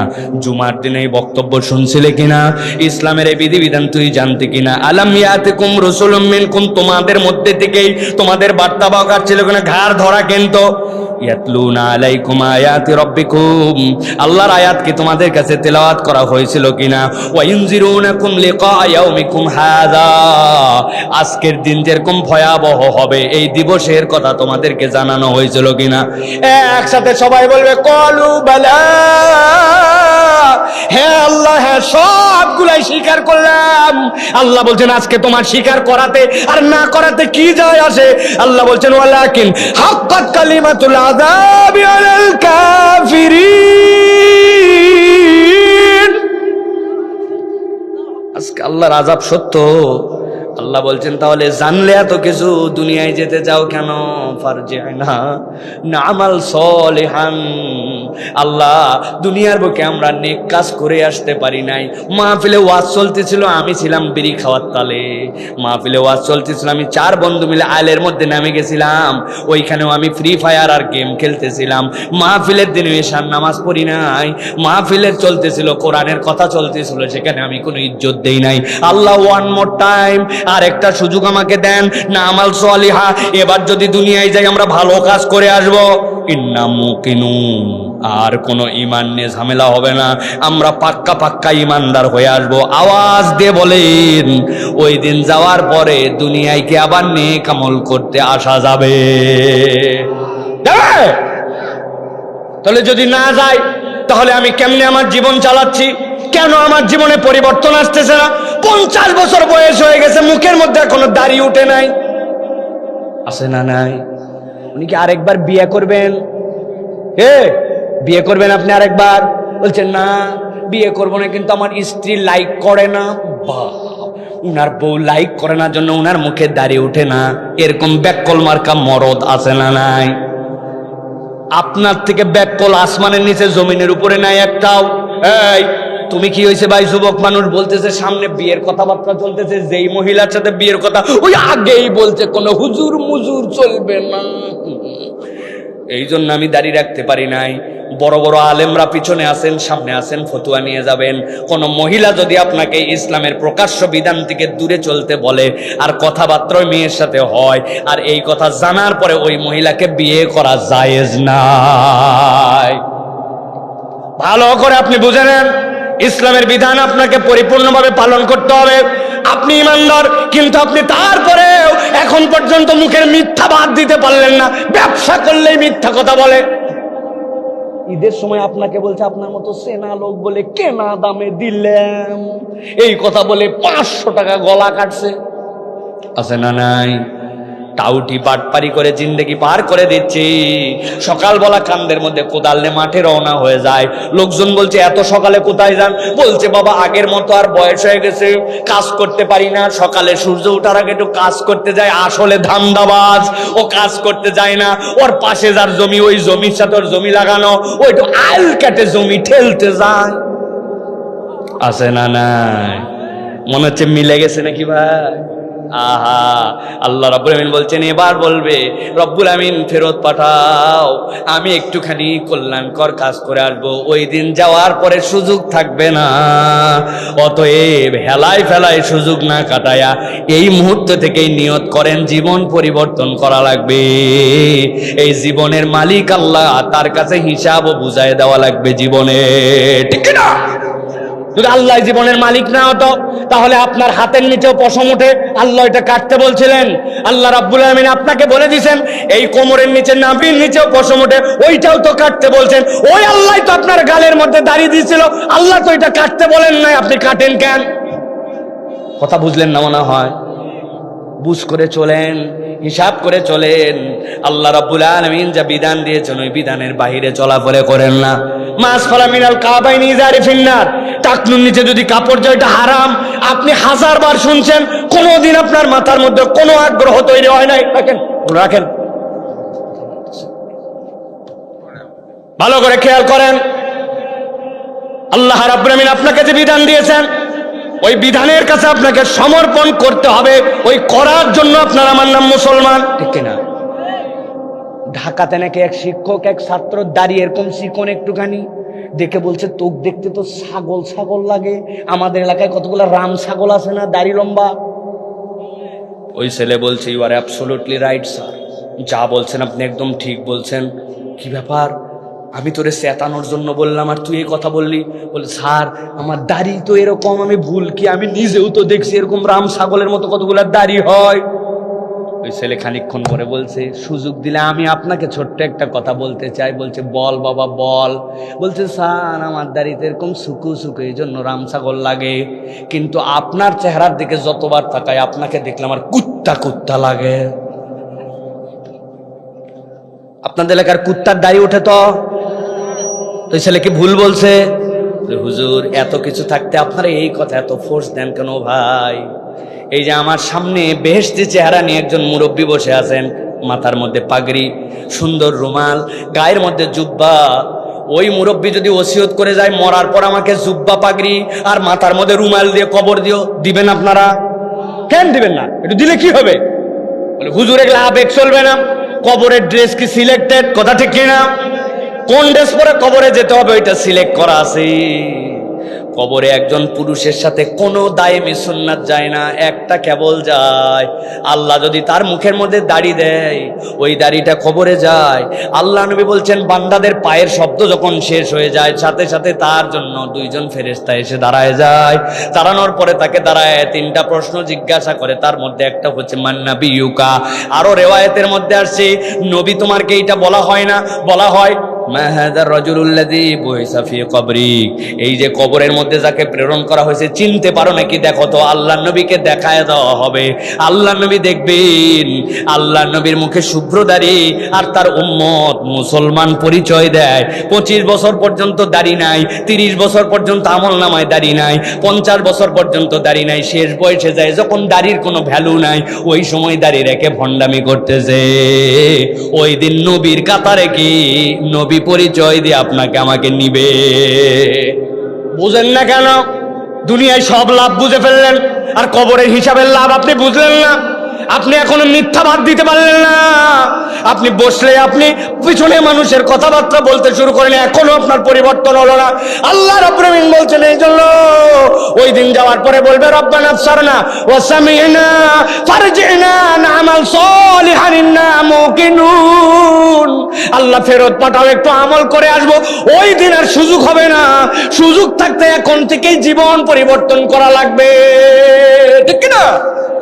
ওই মুরব্বী আসরের পরে মসজিদ থেকে যায় না কেন জানেন? বাড়ির থেকে বলে দিছে অযথায় বাড়িতে এসে কট কট করবে না, বাড়ির থেকে না থাকে মসজিদে থাকো। ওর আর কোনো কাম নাই জন্য মসজিদে বসে থাকে, কোনো কাজ নাই। ওই মুরব্বী রিটায়ারমেন্টে চলে গেছে। আমার গায়ে শক্তি আছে, গায়ের মধ্যে জজবা আছে, রক্তের গরম আছে। ও যুবক তোমার আছে, আমি চাইলে যেতে পারি, চাইলে না যেতে পারি। আল্লাহ বলতেছেন তোমার এই রক্ত যখন গরম আছে, ওই গরম রক্তের আলাদা দাম আছে। অতএব আল্লাহর কাছে যদি এরকম হতো শেষ বয়সে সব ঠিকঠাক করে ওইটার হিসাব দিব, কিন্তু না। আল্লাহ নবী বলছেন 5টা বিষয়ের উত্তর দেওয়ার আগে কদম তুলতে পারবে না। তার মধ্যে একটা তোমার যৌবনকে কোন দিকে ব্যবহার করেছো। যৌবনে স্লোগান দিলে অমুক ভাইয়ের চরিত্র ফুলের মতো পবিত্র, নামাজ পড়ে না এক ওয়াক্ত, আর তুমি তার পক্ষে স্লোগান মেরে দিলে, কিন্তু তুমি আল্লাহ আল্লাহ রসুলের পক্ষে যৌবনে স্লোগান দাও নাই। মুরব্বী হওয়ার পরে তোমার এই সকল ভক্কর চক্কর ধাপ্পাবাজির কোনো দাম নাই। 1 নম্বর দল, তাহলে 3টা বিষয় ক্লিয়ার থাকতে হবে, মাথায় কাজ করুক বা না করুক। আল্লাহর কোনো আয়াতকে অস্বীকার করা যাবে না, কোনো মন্তব্য করা যাবে না। 2 নম্বরে পাক্কা ঈমান নিয়ে যেতে হবে। 3 নম্বরে দুনিয়ায় আমলনামা রেডি করে যেতে হবে, নচেত কিয়ামতের দিনের জন্য আফসোস করা লাগবে। ঠিক আছে তো? এক দল শেষ, এবার চলেন 2য় দলের বর্ণনায় যাই। আল্লাহ বলছেন আমার হাবিব আপনি তো বসে আছেন, ঠান্ডা মাথায় আবার বোঝেন নবীজি মাকামে মাহমুদে, মনে আছে তো? আল্লাহ বলছেন এক দল আল্লাহর সামনে হাজির হয়ে গেছে। হাজির হওয়ার পরে রব্বুল আলামিনের সামনে বলতে শুরু করছে চিৎকার করে, ওয়ায়াউমা ইয়া'আদ্দু যালিমু আলা ইয়াদাইহি ইয়াকুলু ইয়া লাইতানি ইত্তাখাযতু মা'আর রাসূলি সাবিলা। আল্লাহ বলছেন একদল আসার পরে চিৎকার করে হাত দুটো সামনে দিবে, কপালের মধ্যে বাড়ি দিয়ে বলবে হায় আজকে আমাদের আফসোস। কেন আফসোস? হাতটা কপাল থেকে সরাই নিয়ে মুখের সামনে নিবে, ইয়া'আদ্দুয যালিমু আলা ইয়াদাই, ওঙ্গায় কামড় দিবে, হাত কামড়ায় কামড়ায় শেষ করে ফেলবে। আর চিৎকার করে একটা কথা বলতে শুরু করবে, এখানে কারো অভাব যদি থাকে, কামাই রুজির দুর্বলতা থাকে, বাড়িতে একটু গরুর গোস্ত কিনবেন কিন্তু অনেক পেরেশানি চলতেছে, 5 কেজি গরুর গোস্তের টাকা দেওয়া হবে। যদি নিতে রাজি থাকেন, 1 কামড় দিয়ে আপনার আঙ্গুলের গোড়া পর্যন্ত ক্যাটেকালি জমা দেন, তাহলে 2000 টাকা। আসেন কেউ বলে হুজুরে এত ভাব মারেন না, যদি আপনার হিম্মত থাকে আমি আপনাকে দেব 10 কেজির দাম, 1 আঙ্গুল কেটে দেন, ঠিক কিনা? কিন্তু আল্লাহ বলছেন ওই দিন যাওয়ার পরে আল্লাহর কাছে জালেমরা হাতগুলা কামড় দিয়ে কেটে ফেলবে। মুরব্বিতে দূরের কথা, বাচ্চা মানুষও নিজের হাতে নিজে কামড় দেয় না, ঠিক না? আপনি ঠিক বলতেছেন না বুঝে, আমি বলতেছি বুঝে। আমার তো 4 মেয়ে, এর মধ্যে একটা মেয়ে হচ্ছে মেজোটা, যেটা ওর বয়স যখন 2 বছর, কেবল কয়েকটা দাঁত উঠছে, এমন এক বদভ্যাস হলো যারে পায় তারে কামড়ায়। বাড়িতে একদিন মেহমান আসছে, দৌড়ায় যে ঝাঁপ দিয়ে কোলের মধ্যে উঠে এই জায়গায় কামড় দিছে। এই জায়গায় যখন কামড় দিছে, মেহমান পারে না দেখাতে, পারে না সহ্য করতে, কি ঠেলা কেবল ওই জানে। কথা ঠিক কিনা? ইজ্জত থাকে না আমাদের, যারে তারে কামড়ায়। ওর মা একদিন আমারে বলছে এটারে ঠিক করা লাগবে। আমি চিন্তা করলাম কেমনি এটারে ঠিক করি, আরে যতই ওয়াজ করি তো ওয়াজ নেয় না, তো ওয়াজ নেওয়ার বয়স হয় নাই। পরে বললাম মা এদিকে আয়। আসছে চকলেট খাবি? কয়টা? যে কয়টা চাবি সে কয়টা দিব। আইসক্রিম? আইসক্রিমও খাবে রাজি, ঠিক আছে। যে কয়টা খাবে সে কয়টা চিপস, যে কয়টা লাগবে সে কয়টা, বিরাট খুশি। আমি এইগুলা কিনে দেই না সচরাচর। চিপস খাওয়া আমাদের পরিবারে নিষিদ্ধ একবারে। বাচ্চা কাচ্চার অস্বাস্থ্যকর যত আইটেম আছে এর মধ্যে চিপস হচ্ছে 1 নম্বর। কিন্তু ওরে বলছি, রাজি হয়েছে, সব কিনে দিব, শর্ত কে দিখায়? ওর একটা আঙ্গুল নিছি, আমার একটা আঙ্গুল, 2টা আঙ্গুল পাশাপাশি করে দিয়ে বলছি, মা এখন তোর মুখের মধ্যে দিব, দিয়ে আমি শুধুমাত্র হেইও বলে বলে একটা করে ডায়লগ দিব, আর তুই খালি গায়ের জোরে জোরে একটা করে কামড় দিবি। রাজি হয়েছে। চকলেট, চিপস, ললিপপ, আইসক্রিম মুখের মধ্যে দিয়ে আমি বলছে জোরসে কামড়, হেইও। দেখি কামড় দেয় না। আমার নখের দিকে একটু ভর পড়লে, অট্টাতে ভর পড়লে আস্তে করে বাইর করে। আমি আবার ঠেলে ঢুকায় বলতেছে আইসক্রিম লাগবে না। 2.5 বছর 2 বছরের বাচ্চাও নিজের আঙুলে নিজে কামড় দেয় না, আমি প্র্যাকটিক্যালি দেখছি। কিন্তু আল্লাহ বলছেন একদল লোক কিয়ামতের ময়দানে আল্লাহর সামনে উঠতেছে আর চিৎকার করে করে বলতেছে, ইয়াউমা ইয়াদু যালিমু আলা ইয়াদাই, নিজের হাত নিজে কামড়ায় কামড়ায় শেষ করে ফেলতেছে। হাসরের ময়দানে সবাই দেখতেছে। আল্লাহ বলছেন কেন, কি অপরাধ, কেন তারা কামড় দেয়? আল্লাহ বলছেন তারা দুনিয়ার বুকে জালেম হিসেবে নিজেদেরকে পরিচয় করে দিয়েছিল। অপরাধ আর কারণ কি ছিল? আল্লাহ বলছেন তাদের মুখেই তারা বলতে শুরু করবে, ইয়া লাইতানি তাখাসতু মার রাসূলি সাবিলা।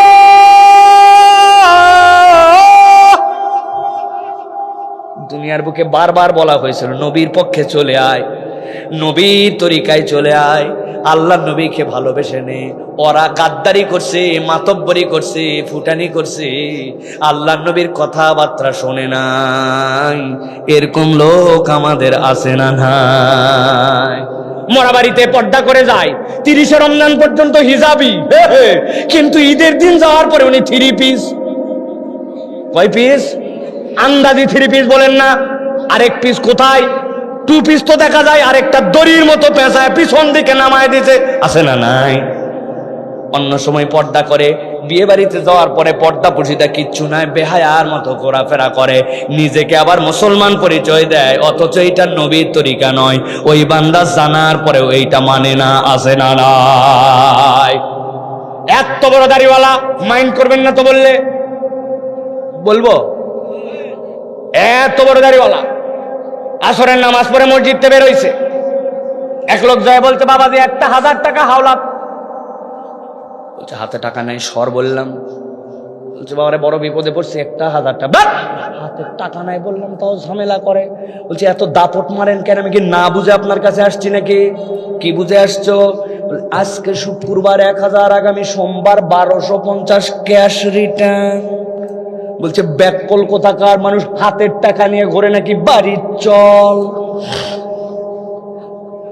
বাড়িতে নিয়ে চলে গেছে, যাওয়ার পরে 1000 টাকা দিয়ে বলছে লাগলে আরো বল। তো চাষি বসে নাই, সেও 25,000 টাকা খাটাচ্ছে। তবে যা করবি তাড়াতাড়ি কর, ছোট দিনের বেলা, মাগরিবের আজান হয়ে গেছে, জামাত ধরা লাগবে।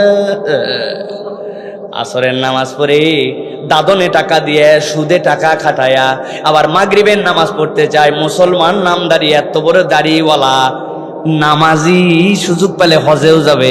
এরকম মুনাফিক মার্কা মুসলমান আছে না নাই? কথা বললেন না যে আছে না নাই? আছে তো আছে।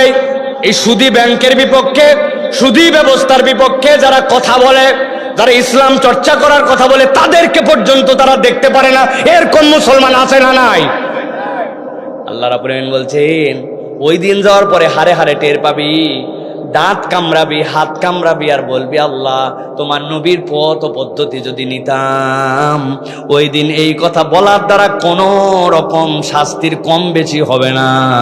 কিন্তু আল্লাহ বলছেন দুনিয়ায় থাকতে এই নবীর তরিকা, নবীর পদ্ধতি নিয়ে যাও। নবীর পদ্ধতিতে কোনো ধোঁকা নাই, অথচ এখনকার মুসলমান হচ্ছে নাম্বার 1 ধোঁকাবাজ। ঠিক না? মান গাশানা ফালাইসা মিন্না, নবীজি বলছেন যদি কেউ ধোঁকা দেয় সে আমার উম্মতি নয়। আর এখন ইমানদার মাত্র ধোঁকাবাজ। টাকা হাওলাত নেওয়ার সময় আপনাকে হেন কোনো কথা নাই, আপনার থেকে হাওলাত একবার নিতে পারলে আর আপনি তারে খোঁজ করতে পারবেন না, খবর আর পাবেন না, আপনার টাকার ফেরত দিবে না।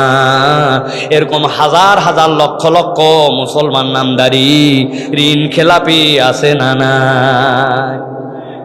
আমাদের যে যখন আবার ক্ষমতায় যায় তাদের আবার ঋণ খেলাপিদেরকে খুব ভাল লাগে, ওনাদেরকে আবার পেট্রোনাইজ করে, তাদেরকে আবার ব্যাংকগুলা তুলে দিতে চায়, আরো খা। আছে না নাই? খুব সাবধান হতে হবে প্রিয় ভাইয়েরা। আল্লাহ বলছেন নবীর তরিকায় তোমাকে থাকতে হবে। আল্লাহ নবী যা বলেছেন, যা করতে বলেছেন ওটাই আমার পথ এবং পদ্ধতি। কিন্তু আমরা আমাদের জিন্দেগিকে এমন ভাবে নিয়ে গেছি নবীর তরিকার সাথে কোনো সম্পর্ক নাই। আল্লাহ বলছেন কিয়ামতের দিনে এই দল লোক আল্লাহর সামনে জালেম হিসাবে উঠে যাবে। জালেমের একটা লেভেল বললাম, আর একটা বললে আপনাদের মন খারাপ হয়ে যাবে। এই জালেম রাষ্ট্রীয় জুলুম, এই জালেম যে বিচার ব্যবস্থায় জুলুম করলো, এই জালেম যারা অন্যায় করে ফাঁসি দিল, মনে করছে এটাই শুধু জালেম। আপনি আমিও নাম্বার 1 জালেম হয়ে আছে। খবর নিয়ে দেখেন, বাহিরে আপনি হাসি খুশি একজন পুরুষ মানুষ, বাপরে ফ্রেন্ডলি, হাসি ছাড়া কথাই বলে না, কত ভালো। কিন্তু বউয়ের কাছে যায় দেখেন একটা আস্ত দাজ্জাল। আছে না না? বুঝে আছে বলেন, কিন্তু হাত তোলাবো কিন্তু আছে বললে। স্ত্রীর সাথে একটু কথা কাটে হলে গালি দেয়, এরকম পুরুষ মানুষ আছে না নাই? এ গালি সে গালি দেয় না, গালি দেয় ময়াকার গয়ে দীর্ঘই বানান করে দেয়, বানান করে দেয়। যারা জানেন না তাদের বুঝতে সহজ হবে। আপনার স্ত্রী আপনার সন্তানের গর্ভধারিণী মা, আপনার মোহর দেওয়া বউ, তারে আপনি ময়াকার গয়ে দীর্ঘই বলে গালি দেন। আপনার থেকে কুপুরুষ, আপনার থেকে জালেম আসমানের নিচের একটাও নাই। আপনি তার সাথে অন্যায় করেন। আবার কতগুলা মহিলাও আছে এরকম, দেখবেন গল্প করবে, ওই যে ভ্যানালা, বাপ রে বাপ এত সুন্দর ব্যবহার, কসমেটিক্সের দোকানে গেছিলাম, মানুষ এত হাসি খুশি কথা বলতে পারে। আমাদের বাড়ির যে লোক দুধ দেয়, হাই হাই রে এত রোদের মধ্যে কি সুন্দর। আমার বান্ধবীর একটা বিয়ে হয়েছে, পুরুষ মানুষ যে এত ভালো হতে পারে জানা ছিল না। আল্লাহর দুনিয়ায় দুধ আলা ভালো, ভ্যান আলা ভালো, কসমেটিক্স আলা ভালো, বান্ধবীর বর ভালো, খালি একটা মানুষই খারাপ, এটা ওনার বর। আছে না না এরকম মহিলা কতগুলা? আল্লাহ নবী বলছেন আমি তোমাদেরকে জাহান্নামে বেশি দেখছি। এর অন্যতম কারণ হচ্ছে তোমরা অকৃতজ্ঞ। সব মেয়ের কম নয়, কিন্তু অনেক মেয়ে আছে এরা কৃতজ্ঞ নয়, ঠিক না? এত বড় বাজারের লিস্ট ধরাই দিয়েছিলেন, সব আনছেন, খালি নারিকেলের তেল আনতে ভুলে গেছেন। কি জানি আল্লাহ কেমনে পরীক্ষা নিয়েছে আপনার। উনি সব পাইছে, নারিকেলের তেল পাই নাই। বলছে 22 বছর সংসার করে তোমার সাথে কি পেলাম। আছে না নাই? আল্লাহ বলছেন তুমি জালেম হয়েও না, জালেমের অনেক লেয়ার আছে, বুঝে বুঝে চলা লাগবে। মসজিদের মধ্যে মুসল্লি ভিতরে আছে, আপনি আগে বের হয়েছেন, জুতাটা উপর থেকে ছাড়িয়ে দিয়েছেন, ঠাস, মনে করছেন এটা আবার কোনো শব্দ হলো নাকি, কিন্তু ভিতরে একজন নামাজ পড়তেছিল, ওই ঠাস শব্দের কারণে তার কষ্ট হয়েছে। দোতলার মধ্যে থাকেন, চেয়ার রাত্রেবেলা টান দিয়েছেন, আপনার শাটারটার মধ্যে একটু গিরিজ দিলে শব্দ কমে যায়, আপনি শাটারে গিরিজ দেন না। রাত্রে যখন 11টার সময় দরজা লাগাতেন, এলাকার সবাই বুঝতেছে হ্যাঁ বাচ্চা উঠে গেছে, কেবলমাত্র অসুস্থ মানুষ, তার কষ্ট হয়ে গেছে। মাইক একটা লাগাই দিয়েছেন, ওয়াজ নসিহত রাত 2টা পর্যন্ত, এলাকার সব জায়গায় বাচ্চার ঘুম আছে, এসএসসি পরীক্ষা আছে, কোনো হুঁশ নাই, জ্ঞান নাই, কিছু নাই, দে ওয়াজ। আপনি জুলুম করতেছেন, হিসাব করে চলা লাগবে। ছোট থেকে বড় সবগুলো আল্লাহর কাছে জুলুমের কাউন্টডাউনে আসবে। কেননা এইগুলো একটাও নবীর তরিকায় নাই। এই জন্য প্রত্যেকটা ক্ষেত্রে হিসাব করে চলা লাগবে, আমি যেন জালেম না হই, ঠিক না? এটা 2 নম্বর দল গেল। আজকের শেষ কথা, শেষ আলোচনা, ভালো করে খেয়াল করেন। আল্লাহ রাব্বুল আলামিন বলছেন একদল লোক কিয়ামতের দিনে এসে দাঁড়াবে। বলবো তার একটা নাকি শেষ করে দিব? বলি না, আপনি বললেও শেষ করব না, এটা শুনলাম। ভালো করে খেয়াল করেন, তৃতীয় দল, শেষ 5 মিনিট। আল্লাহ বলছেন একদল লোক আল্লাহর সামনে ওই দিন এসে হাজির হয়ে যাবে। হাজির হওয়ার পরে ওই মানুষগুলা চিৎকার করে আল্লাহর কাছে কথা বলতে শুরু করবে, ইয়া ওয়াইলাতা লাইতানি লাম আত্তাখিজ ফুলানান খলিলা। তারা আফসোস করে বলবে রব্বুল আমিন আজকের দিনে আমরা বড় বিপদে পড়ছি। কেন বিপদে পড়ছো? লাম আত্তাখিজ ফুলানান খলিলা, আল্লাহ উমুককে যদি আমি বন্ধু না বানাতাম বেঁচে যেতাম। এই তোর উমুক কি দোষ করছে রে? এই উমুক বন্ধুর বিপক্ষে কথা বলতেছিস, এই উমুক কে? চিৎকার করে বলতে শুরু করবে, আল্লাহ এই বন্ধু আমার তেমন ক্ষতি করে নাই, তবে একটা মেজর ক্ষতি করে দিয়েছে। কি ক্ষতি? লাকাদ আদাল্লানি আনিয যিকরি বাদা ইয জাআনি। আয় রব্বুল আমিন আমাকে সে প্রাপ্ত হেদায়েতের পথ থেকে সে আমাকে বিভ্রান্ত করে দিয়েছে। আমি মুসলমান ঘরের সন্তান, ইমানদারের ঘরে আসছিলাম, আমার বাপ নামাজি, আমার মা নামাজি, আমি হেদায়েতের উপরেই ছিলাম, কিন্তু আমার এই বন্ধু আমার এমন ক্ষতি করছে। লাকাদ আদাল্লানি আনি যিকরি বাদা ইয জাআনি ওয়া কানা আশ-শাইতানু লিল ইনসানি খাযুলা। আয় রব্বুল আমিন আমার এই বন্ধু আমাকে হেদায়েতের রাস্তা থেকে সরায় দিয়েছে। কেমনে সরালে? দু একটা উদাহরণ আপনাদের এলাকার জন্য একটু বলি, দেখেন তো মিলে নাকি। আসরের নামাজের পরে, আসরের নামাজের ওয়াক্তের সময়, তখন 4:15 জামাত, আপনি মসজিদের সামনে, পেছন থেকে একজন এসে বাইকে হর্ন দিছে, পিপ পিপে, পিছনে কে রে তুই? বাইক কার? বলছে বড় ভাই একটা বাইক কিনছে, ইয়ামাহা FZS, যে রোড হয়েছে আমাদের রাজশাহী নওগাঁর রাস্তা, আধা ঘন্টার জন্য নিচে চল মারে আসবো। বলছে দোস্ত আর 1 মিনিট আছে, এই আসরের নামাজের নামাজটা পড়েই তোর বাইকের পিছনে উঠতেছি। দোস্ত বলছে রাখ তোর নামাজ, প্রতিদিনই নামাজ থাকবে, বন্ধুর অভাব নাই, উঠলে উঠ, না হলে অন্য জনের কাছে যাব। চিন্তা করছে কথা তো ঠিক, আমি যদি না যাই বন্ধুত্ব দুর্বল হয়ে যাবে। আসরের নামাজ একটু নয় পরেই পড়লাম, আসরের নামাজ তো শেষ হয়ে যাচ্ছে না, বাইক তো প্রতিদিন পাওয়া যাবে না। ওয়া কানা আশ-শাইতানু লিল ইনসানি খাযুলা, শয়তান তারে ধোঁকা দিয়ে দিছে, বাইকের পিছে উঠছে। একদিন নামাজ মিস করছে, 2 দিন মিস করছে, ক্যারাম বোর্ড খেলতে মিস করছে, পাওয়ার প্লেতে খেলা দেখতে মিস করছে, IPL-এ মিস করছে। এরকম করে বেনামাজির সাথে থাকতে থাকতে নামাজি পরিবারের সন্তান, নামাজি মুসলমানও বেনামাজি হইছে, বন্ধুর খপ্পরে পড়ে।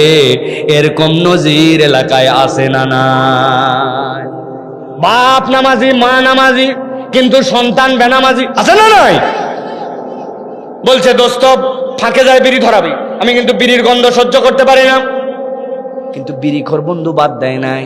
10 দিন চলতে চলতে 1 টান 2 টান করে দিতে দিতে বিড়ি খাওয়া শিখে গেছে। গেল রোজার ঈদে কি ঘটনা ঘটছে আপনি জানেন না?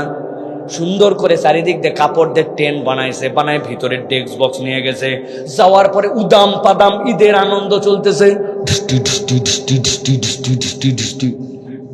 বন্ধুকে বলছে দোস্ত আগের মতো বিড়ি খেলে আর জোশ আসে না। বলতে সে বুদ্ধি করায় আছে, তোরে একটা দিয়ে গেলাম মাল, তুই ভিতরের খালি মাল ফেলা।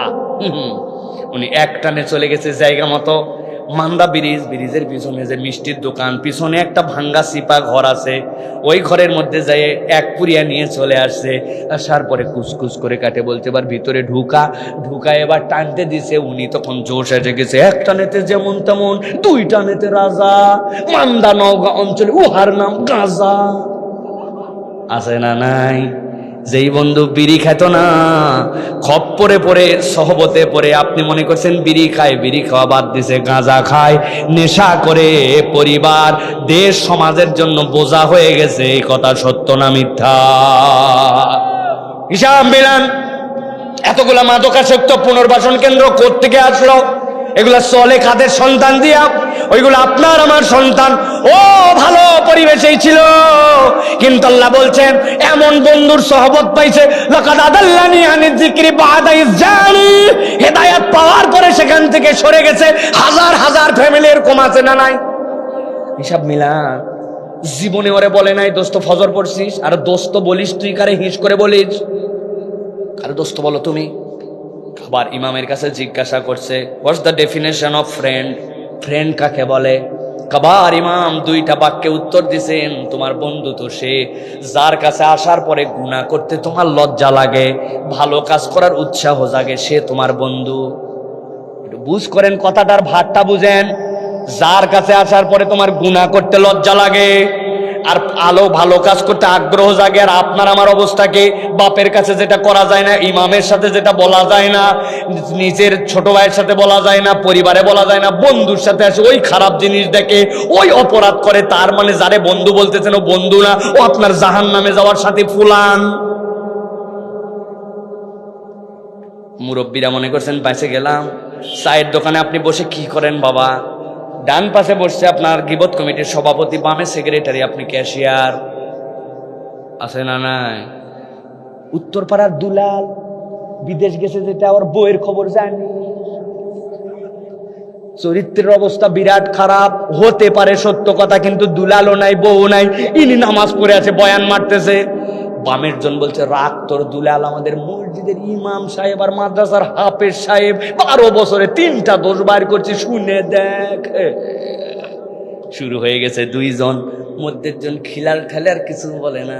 অনেকক্ষণ পরে বলছে তোরা থাম থাম, এগুলা বলা ঠিক না, তবে না বলেও পারি না, আল্লাহ মাফ করুক, কথা ঠিক। বুঝেননি না? গীবত করা কেউ বাদ থাকলো? 2 মহিলা বসলে 3 নম্বর মহিলার বিপক্ষে কথা বলে, পর্দা করে ওয়াজ শুনতে আসছে। আসেই বলতেছে বুবু আর বলিস না, আমার পাশের বাড়ির যে আপা আছে, হায় হায় হায়, ওয়াজ যা হচ্ছে হচ্ছে, উনারা 2 জন কাম সারতেছে। আছে না নাই? আল্লাহ বলছেন আইয়ুহিব্বু আহাদুকুম আইয়াকুলা লাহমা আখিহি মাইতান ফাকারিহতুমু। কার সাথে গুললে যে তোমারে মৃত ভাইয়ের গোশত খাওয়াই দিল, বন্ধু নির্বাচনে ভুল করলে জাহান্নাম ছাড়া গতি হবে না। যারে তারে আল্লাহর হস্তে দোস্ত আর বন্ধু বলেন না। হুঁশ করে বলেন, আপনার বন্ধু দেখা হলে এই মোবাইলের মধ্যে লিঙ্ক দেয়, অমুক মহিলার মাজার সাইজ কত, তুমুক নায়িকা দেখতে কেমন, অমুক সিনেমার লিঙ্ক কেমন, তুমুক গান কেমন, কোনদিন তোমাকে বলে নাই বিগত রমজানে 1 খতম কোরআন দিছিস, ফজরের নামাজে চড়ে দেখি না ব্যাপার কি, টাকলুর নিচে তোর কাপড় কেন, তোর মুখে দাড়ি কাটা কেন, চুলের সাইজ এরকম উল্লুক ভাল্লুকের মতো কেন? আমার বন্ধু তো এরকম হতে পারে না, জীবনে তোমার এই কথা বলে নাই। কথা বললেন না যে তারে আপনি দোস্ত বানাইছেন, যে এটা বেয়াদবের বেয়াদব, যার চুল কাটা দেখলে স্বয়ং শয়তান পর্যন্ত ওর দিকে তাকায় না। আসেনি আপনার এলাকায়? ইদিক নাই ওদিক নাই, মধ্যে দিয়ে উঁচা আছে। কোন ছাট এইটা? এটা হচ্ছে কুত্তার ডায়রিয়া হওয়ার পরে লেজ শুকানো ছাট। আমি নাম দিছি অনেক গবেষণা করে। কুত্তার অনেক সময় সস্রানি পায়খানা হয়, হওয়ার পরে খোকসার পাতা খায়, ঘাস খায়, খাওয়ার পরে পায়খানা বন্ধ হয়ে যায়, কিন্তু ওই তো বদনা দিয়ে মুছতে পারে না। ওই লেজ ভিজাগু পরের দিন রোদে যখন শুকায় যায়, কুত্তার লেজের সিস্টেম হচ্ছে একটুতেই বাঁকা হয়ে যাওয়া। যেই না বাঁকা হয়েছে, নিচ দিয়ে তো কিছু লোম নাই, আর এইগুলা সব দাঁড়ায় গেছে। অনেকগুলা দেখবেন আপনার এলাকার ব্যাক কল আছে, দোস্তর ছাড় দিছে, দোস্তর কম করে কাটছে, ওইও কাটছে, মনে করতেছে কি সুন্দর লাগতেছে, মুসলমান নামদারি কুলাঙ্গার। ওর ওই চুলের কাটের নাম দিছে আমি কুত্তার ডায়রিয়া হওয়ার পরে শুকানো লেজের কাট। মানুষ বলতে পারে না, কিন্তু দূরের থেকে বলে এটা একটা বেয়াদব। আছে না নাই? আমার কথা শেষ। জানি আপনাদের অন্তরের মধ্যে আঘাত লাগতেছে, কিন্তু আমি এই কথা কেন বলতেছি? শুধু একটা কারণে। আল্লাহ বলছেন নবীজি বসে আছেন মাকামে মাহমুদে, মনে আছে তো? শেষ কথা, শেষ 1 মিনিটে শেষ। আল্লাহ বলছেন এবার নবী মুখ খুলছেন। ওদের আফসোসের পরে আল্লাহ তাদের জন্য যার যার ডেস্টিনেশন সেই জায়গাতে তাদেরকে পাঠিয়ে দিচ্ছেন। ইয়াউমা ইউদাউনা ইলা নারি জাহান্নাম দা। আল্লাহ বলছেন তাদেরকে যখন ডেস্টিনেশন দেওয়া হবে, আল্লাহ নবী তখন মুখ খুলেছেন একটা কথা বলার জন্য, ওয়া ক্বালার রাসূলু ইয়া রাব্বি ইন্না কওমি ইত্তাখাযু হাযাল কুরআনা মাহজুরা। আল্লাহ বিচার শেষ হয় নাই, আমার একটা কথা আছে। আল্লাহ ও রব্বুল আলামিন, এই কওমের কাছে বহুবার বার্তা পৌঁছানো হয়েছিল, তাদের কাছে দাওয়াত নিয়ে যাওয়া হয়েছে, গভীর রাতকে উপেক্ষা করে, গরমকে উপেক্ষা করে মাটির খড়মড়া বিছনার উপরে বসছিল। কিন্তু আল্লাহ ইত্তাখাযু হাযাল কুরআনা মাহজুরা, এরা এই কোরআনকে খেলতামাশা মনে করছিল। আল্লাহ আগেও আলঠালা পার্টি ছিল, মাহফিলের পরেও আলঠালা পার্টি, আগেও মিথ্যুক, মাহফিলের পরেও মিথ্যুক, আগেও দাড়িহীন, মাহফিলের পরেও দাড়িহীন, আগেও বেনামাজি, মাহফিলের পরেও বেনামাজি, আগেও গীবত গিল্লাকারী, মাহফিলের পরেও গীবত গিল্লাকারী, কোনো পরিবর্তন হয় নাই। আগেও ইসলামের পক্ষে ছিল না, মাহফিলের পরেও মুসলমান পরিচয় কিন্তু ইসলামের পক্ষে আসে নাই। আল্লাহ বলছেন নবী ওই দিন আমার কাছে বিচার দিবেন, ইত্তাখাযু হাযাল কুরআনা মাহজুরা, তারা এই কোরআনকে খেল তামাশা হিসেবে গ্রহণ করেছিল। বুঝে থাকলে বলেন, যার সুপারিশ ছাড়া বাঁচার উপায় থাকবে না, ওই নবী পর্যন্ত যদি শেষ দিন আপনার আমার বিপক্ষে যায়, বাঁচার কোন আর পদ্ধতি থাকবে? অতএব প্রিয় ভাইয়েরা, আমার কথা শেষ এবং সংক্ষেপ। 2 পর্বে আপনাদের কাছে কিছু কথা আমি বলেছি। প্রথম পর্বে বুঝিয়েছি যেমন তেমন মাহফিলে আছি নাই। এই কোরআনের কাজ হচ্ছে আদর্শে পরিবর্তন করা, কেবল শোনার দ্বারা নয়। ওইটা যদি গ্রহণ করে নেই রব্বুল আলামিন, তাহলে আপনারা আমার তকদির এমন পরিবর্তন করবেন, মুসলমানরাই হবে বিজয়ী জাতি, ঠিক কি না? আর 2য় পর্বে বলেছি হাসরের দিনে উঠতে হবে আমাদেরকে। 3 শ্রেণীর মানুষ বিপদে পড়ে যাবে, যারা আল্লাহর আয়াত কিছু মানছে, কিছু মানে নাই। ওই দিন যাওয়ার পরে বলবে, আল্লাহ আমল করার সুযোগ দাও, দুনিয়ায় ফেরত যেতে চাই। আল্লাহ বলছেন না না, সুযোগ নাই, জন্য আগেই জানাই দিলাম। পারায়নাথপুরের মাহফিলে কবে কিয়ামত হবে জানা নাই। আজকে 2025 সালে তোমাদের কাছে এই বার্তা পৌঁছায়, 26 সালে জুম্মার দিনে তোমাদের কাছে আজকের মাহফিলে জানাই দেওয়া হলো, সাবধান হও। 2 নম্বর আল্লাহ বলছেন জালেম হয় না, নিজে যেই তালিকায় নাম উঠায় খবরদার। আহারে, আব্বা মরে গেছে বলে গেছিল বড় ছেলে, বোনের মধ্যে আর ভাইয়ের মধ্যে জমি ইনসাফ মতো দেশ, আজ পর্যন্ত বোনের জমি ঠিক মতো দেয় নাই। 2 বার হজ করা শেষ, মসজিদ কমিটির সেক্রেটারি আছে না নাই? আল্লাহ বলছেন জালেম হয়েও না, যাই করো করো হিসাব করে চলো। গরুটা যে নিয়ে যাচ্ছিল ইচ্ছা করে ঢিল মেরে নিয়ে যাচ্ছে, এদিকে আলের ওদিক খাই, ওদিক খাই, ওদিকে অবলা জন্তু, আমার কি করার, পাশের ধান খাওয়ায় ফেলছে মানুষের। চালাকি মারান, খুঁটা ঢিল করে রাখছিলেন আল্লাহ জানে না, আলের নিচে কোদাল মেরে রাখছিলেন, পানি ভেঙে গেছিল, আর বলছেন আল ধসে গেছে। আল্লাহ বলতেছেন খবর আছে ওই দিন, জালেম যেন হয়েও না, বুঝে সুঝে আল্লাহর কাছে ওই দিন উঠো। আর 3 নম্বরে বন্ধু নির্বাচনে সতর্ক হও, যারে তারে দোস্ত বানায়ও না। আর মুরব্বীরা ওই বাঁকা ডায়লগ দিয়ে, না আগে মানুষ ভালো ছিল এখন ভালো নাই, এই ধান্দাবাজি কথা বলেন না। এখন আপনি ভালো হন তাহলে আমি খুঁজে পাবো, আমি ভালো হই তাহলে আপনি খুঁজে পাবেন। ভালো মানুষ তো এখনো হওয়া লাগবে, মানুষ ভালো হবে না হবে তার থেকে যাই আছে, আমি ভালো হচ্ছে কিনা সেটা আগে দরকার, ঠিক কিনা? আমি ভালো হলে তো সবাই ভালো হয়ে যায়। আপনি কেন এই ডায়লগ দেন, ভালো মানুষ আর নাই, আগে ছিল। আপনি হন তাহলেই তো আপনার আমি খুঁজে পাই, উনি ভালো হবে না, খালি আফসোস আর আফসোস। এই জন্য প্রিয় ভাইয়েরা, আমাদের এই 3 তরিকায় ঠিকঠাক মতো চলার জন্য চেষ্টা করতে হবে। রাজি আছি তো ইনশাআল্লাহ?